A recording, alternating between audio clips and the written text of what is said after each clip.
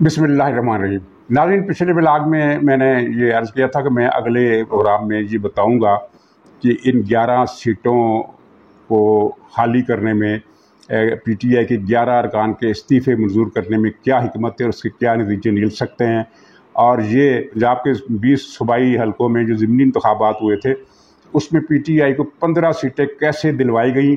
मुस्लिम league को बहुत late पता चला और ये शर्म की बात है। और ये बात समझ में आती है कि इन्होंने पिछले 4 साल में अपनी तंजीम का जो हाल किया है वो इतना इबरतनाक है कि इनको पता चल भी नहीं सकता था कि क्या हो रहा है। इनके हलकों में जो कुछ हुआ इनको पता ही नहीं चला।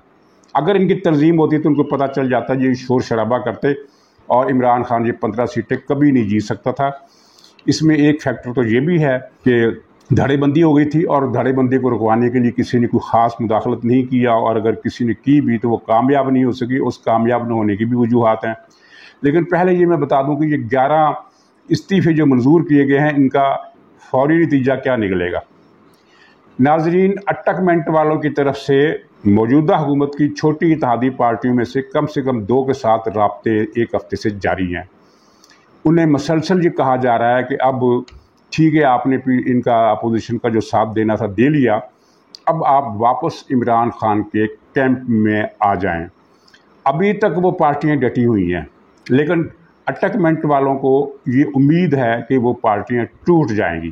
तो कौमी असम्बली के ये जो 11 हलकों की सीटें खाली हो गई हैं इस ऐलान के बाद, तो इसका क्या मतलब है? इसका मतलब ये है कि अगर फ़र्ज़ कीजिए, एक तो ये है कि अभी तक की जो मेरे पास इतलात हैं और जो तज्ज़िये हैं, कराची वालों से भी मेरी बातचीत हुई है फ़ोन पर, कराची के कुछ साफ़ियों से।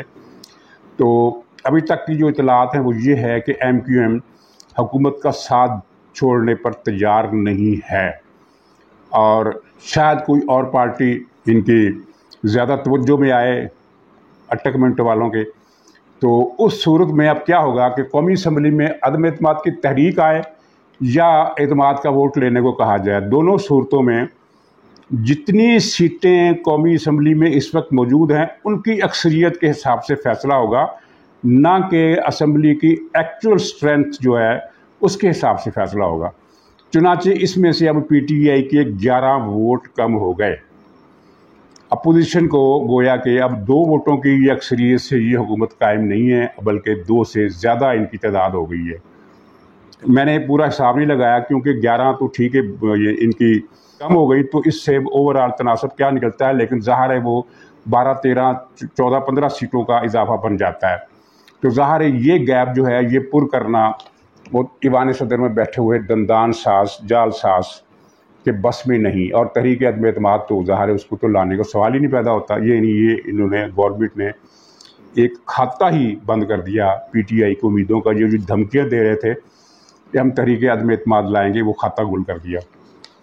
और दूसरा इसमें अहम बात यह है कि उन्होंने इंतखाब किया है। आप भी बहुत सारे लोगों ने सोचा होगा कि ये 11 के इस्तीफ़े मंजूर करने में जो इंतखाब किया गया है कि इनके इस्तीफ़े मंजूर किए जाएंगे, तो इसमें क्या लॉजिक है, क्या साइंस इस्तेमाल की गई है? एक तो खैर इसका जवाब ये है कि इन्होंने तय किया है कि मरहलावार ये इस्तीफ़े कबूल किए जाएंगे ताकि ज़िमनी इंतखाबात के दरमियान 15 दिन 1 महीना का वक्फा होता रहे। ये नहीं कि 30-40 सीटों पर एक ही दिन में इंतखाबात इलेक्शन कमीशन को कराना पड़े। ज़ाहिर है अब 3 महीने के बाद 11 सीटों पर इलेक्शन होंगे, और अगर अगले हफ्ते या 15 दिन के बाद या 20 दिन के बाद 10-12 इस्तीफ़े और मंजूर कर लिए जाते हैं तो गोया कि वो इंतखाबात मज़ीद 1 महीने के बाद होंगे। इस तरह मरहलावार इन्होंने रास्ता खोला है। और दूसरी ये है कि इन्होंने प्रायोरिटी उन सीटों को दी है जहां नेक टू नेक फाइट थी, और मुस्लिम लीग के उम्मीदवार या अगर सिंध की सूरत में पीपल्स पार्टी के उम्मीदवार 1000, 1200, 1500, 2000 सीटों वोटों के माध्यम से हारे थे। मतलब ये है कि जहां इनको उम्मीद है कि हम थोड़ा सा एक्स्ट्रा एफर्ट करके ये गैप पूरा कर लेंगे, ये इनकी एक स्ट्रेटजी थी और मेरा ख्याल है ये कामयाब होगी, क्योंकि ज़ाहिर है अब हुकूमत को पता चल गया है कि पंजाब के ज़िमनी इंतखाबात में क्या झुरलू फिरे थे। तो जनाब 3 झुरलू फिरे थे। 3 पहला झुरलू तो कदरे छोटा था, वो ये था कि आपको याद होगा कि इलेक्शन से कुछ पहले پی ٹی آئی کے ٹی وی اینکر حضرات اور پی ٹی آئی کے لیڈر انہوں نے ایک غل مچا دیا تھا پورے پاکستان میں کہ دیکھو جی ہمارے ووٹرز جو ہیں فلاں فلاں جو نام ہیں فلاں فلاں ووٹر ہیں، فلاں محلے کا ووٹ جو ہے وہ اس محلے میں ہے نہیں، وہ کسی اور جگہ ڈال دیا گیا ہے، کسی دوسرے حلقے میں ڈال دیا گیا ہے۔ مثلا ان کو ووٹر اشرا کا ہے تو اس کا ووٹ جو ہے وہ مغل پورے کی لسٹوں میں ڈال دیا گیا ہے اس طرح، اور وہ ان کی تعداد فی حلقہ 800-900 تعداد بنتی تھی ہر حلقے میں۔ ظاہر ہے یہ 800-900 کی تعداد الیکشن ہرانے جیتنے میں بالعموم فیصلہ کن ثابت نہیں ہوتی، سوائے اس حلقے کے جہاں واقعتاً 100 200 500 ووٹوں کا فرق پڑتا ہو، لیکن بہرحال اوور آل گنتی میں یہ کاؤنٹ ہوتے ہیں۔ تو یہ ووٹ پھر آپ نے جن بات نوٹ کی کہ الیکشن کے قریب آ کر پی ٹی آئی والے اس مسئلے پر بالکل خاموش ہو گئے، انہوں نے کوئی ذکر ہی نہیں کیا۔ یہ لسٹوں میں یہ رد و بدل، یہ جو ووٹوں کا رد و بدل ہوا تھا، یہ ووٹروں کا یہ الیکشن کمیشن نے نہیں کیا تھا، یہ ایک اور ادارہ ہے جو متعلقہ ہے ووٹروں شناختی کارڈوں وغیرہ سے، ان سے متعلق ہے، یہ اس کے عملے کی طرف سے کیا گیا تھا، اور یہ ووٹ غائب کر کے polling day per P T I کے حق میں ڈالے۔ یہی وہ راز ہے کہ جو اس بات کا راز ہے کہ پی ٹی آئی یکسر کیوں خاموش ہو گئی الیکشن سے 2-3 دن پہلے، اس لیے خاموش ہو گئی کہ انہیں بتا دیا کہ بھائی یہ ہماری فیور میں ہو رہا ہے، یہ ہم نے کرایا ہے، یہ اپنے لوگوں کا کام ہے۔ چنانچہ وہ خاموش ہو گئے اور مسلم لیگ کو اس کا پتہ نہیں چلا۔ چلیے یہ چھوٹا جھرلو تھا۔ بڑا جھرلو نمبر 2 وہ یہ تھا کہ کئی ارب روپے تقسیم کیا گیا نچلی سطح پر اور ووٹ خریدے گئے۔ یہ دوسرا جھرلو جو سب سے بڑا تھا۔ تیسرا چھوٹا پھر میں بعد میں بتاتا ہوں۔ اس میں ایوریج ہر حلقے سے 10-10 ہزار شناختی کارڈ لوگوں سے قبضے میں لیے گئے اور ان کو بھاری رقم دی گئی، 5-5 ہزار روپے نہیں، زیادہ رقم 20-20 ہزار روپے پر ووٹ، یعنی اربوں روپے کی رقم خرچ ہوئی، کروڑوں کی نہیں۔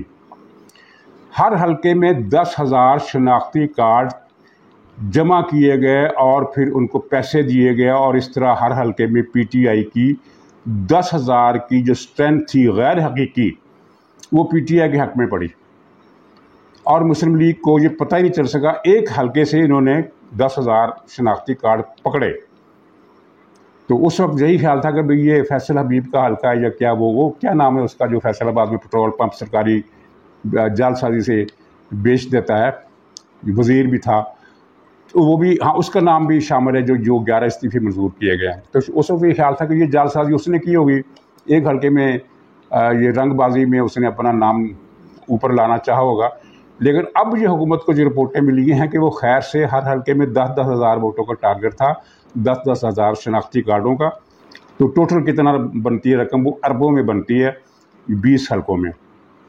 تو جناب یہ وہ راز ہے جو اٹکمنٹ والوں نے کھیلا ہے الیکشن کے ساتھ، اور مسلم لیگ کو الو بنایا، اور پاکستان کے عوام کو بھی الو بنایا، اور پاکستان کی میڈیا کو بھی الو بنایا، اور اس کے نتیجے میں ایسی مہم چلی کہ دیکھو پی ٹی آئی کا ووٹ بینک ان کے حلقوں میں کتنا بڑھ گیا۔ یہ کسی نے نہیں بتایا کہ جناب پہلے ان کے پاس 20 تھی یا 15 رہ گئی، لیکن سارا گول اس بات پر مچا کہ مسلم لیگ 20 میں سے 15 ہار گئی ہے، حالانکہ پی ٹی آئی 20 میں سے 15 جیتی تھی، 5 ہار گئی تھی۔ لیکن وہ یہ چیز کسی کو آپ بتائیں گے تو وہ سنے گا نہیں، کیونکہ پروپیگنڈا کا اثر ہوتا ہے ہر بات کا، جب اتنے وسیع پیمانے پر پروپیگنڈا کیا جائے، جو بھی ٹی وی کھولو وہ یہی بتا رہا ہے کہ مسلم لیگ، پنجاب مسلم لیگ کے ہاتھ سے چھن گیا، لاہور مسلم لیگ کے ہاتھ سے نکل گیا، پنجاب میں انقلاب آ گیا، پنجاب کا قلعہ ٹوٹ گیا، پنجاب سے نواز شریف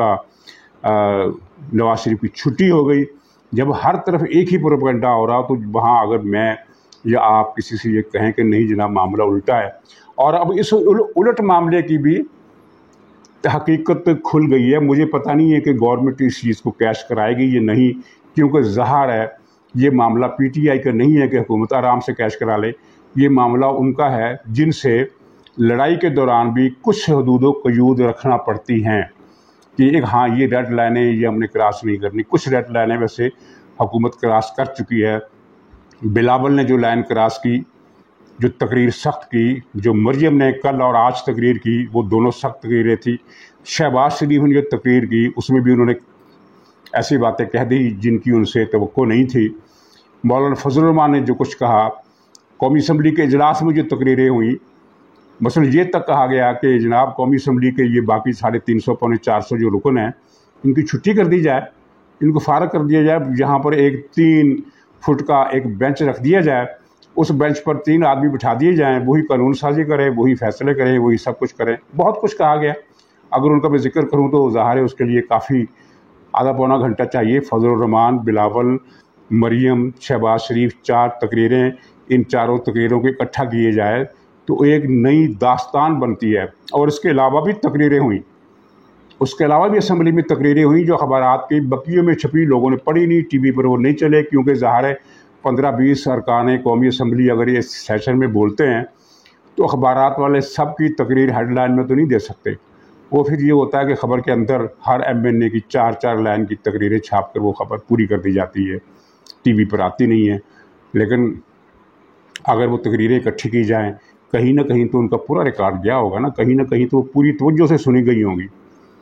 तो ये मामला पाकिस्तान में जो कुछ हो रहा है इससे पहले नहीं है, और ये है इनकलाब कि सियासी जमातों ने साबित कदम रहकर इस्टेब्लिशमेंट को बैक फुट पर जाने पर मजबूर कर दिया है। इतना ज़्यादा नहीं जितना जाना चाहिए, लेकिन यहाँ तक ज़रूर पहुँचा दिया कि अब उन्हें समझ में नहीं आ रहा कि हमने करना क्या है।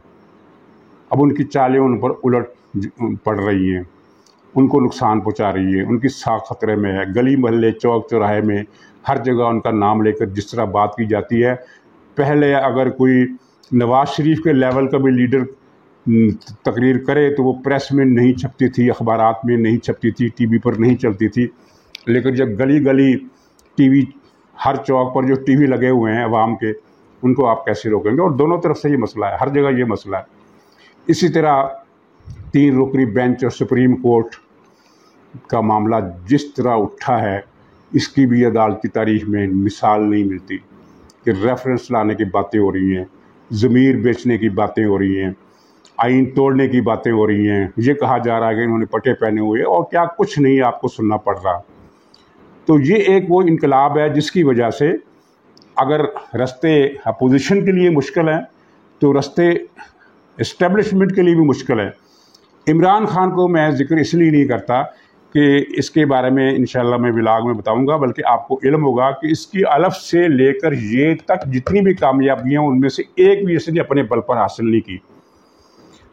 इसकी पार्टी बनाई जर्नैलों ने, इसको धरने में कामयाब किया जर्नैलों ने, धरने से भागने का रास्ता भी इसे किसी और ने दिया, इलेक्शन इसे किसी ने और ने जितवाया, 3-4 लोगों ने इलेक्शन जितवाए, और जिस तरह इलेक्शन जितवाए गए वो आपके इल्म में है कि सियासी लीडरों को नाहल किया गया, गिरफ्तार किया गया, उनसे टिकट वापस कराया गया, सारा कुछ कहानी छोड़े इसको। उसके बाद इसकी हुकूमत बनाई जर्नैलों ने, यानी हुकूमत फिर भी नहीं बन रही थी तो फिर बंदे तोड़ तोड़ कर पूरे किए गए। और ये तो बात खुद इमरान खान ने मानी कि जनाब हम जब कोई बिल पास करते थे, एतमाद का वोट लेना होता था, तो हम फ़ोन करते थे कि जनाब हमें बंदे पूरे करके दो, हमारे पास बंदे पूरे नहीं होते थे, फिर वो फ़ोन करते थे, फिर बंदे पूरे होते थे। यानी इनकी हुकूमत को एतमाद का वोट भी दिलवाया तो उन्होंने दिलवाया, पंजाब हुकूमत दिलवाई तो इन्होंने दिलवाई, 3 रुकनी बेंच ने। मुझे आप बताएं कि इस 22 साल जदोजहद में या 2014 से स्टार्ट कर ले तब से, या 2018 से शुरू कर ले तब से, कोई एक कामयाबी इमरान खान की बता दें, एक कामयाबी जिसके बारे में हम ये कह सकें या कोई ये कह सके कि हाँ ये इमरान खान ने अपनी जद्दोजहद से, अपनी सियासत से, अपनी मेहनत से, अपनी ज़हानत से हासिल की है। हर कामयाबी तो जिस तरह उस पंजाब के सबसे बड़े डकैत ने बिल्कुल सही बात की थी कि इसकी हर नैपी तो दूसरों ने बदली, ये तो अपनी नैपी नहीं बदल सकता। तो हजरात इसलिए इमरान खान को कंसीडर नहीं कर रहे, हम कर रहे हैं कंसीडर उन लोगों को जो इमरान खान के चेहरे के पीछे पाकिस्तान का वो कर रहे हैं। नाज़रीन इजाज़त दीजिए, इंशाअल्लाह अगले व्लॉग में फिर मुलाकात होगी, तब तक के लिए खुदा हाफ़िज़।